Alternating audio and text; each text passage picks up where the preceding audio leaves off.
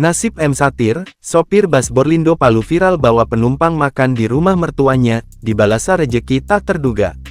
Keikhlasan sopir bus Borlindo rute Palu Makassar yang ajak penumpang kelaparan diam-diam mampir ke rumah mertua untuk makan di hari pertama lebaran berbuah balas tak terduga. Sopir bus bernama M. Satir kini ditawari sejumlah hadiah dan apresiasi dari sejumlah netizen yang kagum dengan sikapnya. Beberapa netizen ramai mencari kontak M. Satir untuk memberikan sedikit rejeki kepada setelah video viral di media sosial.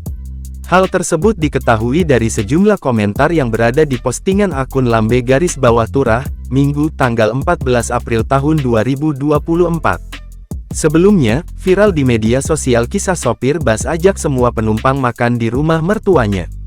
Sosok sopir bus itu pun terungkap. Ia pun membuat pengakuan soal aksinya yang menjadi berita viral.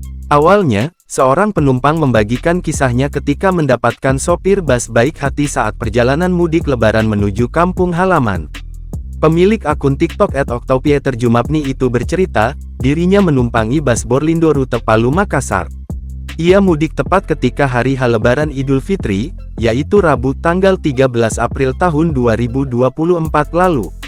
Diam-diam, sopir bus tersebut membawa penumpang ke rumah mertuanya untuk makan siang bersama. Dalam video, terlihat sekumpulan orang yang santap siang bersama di sebuah rumah panggung.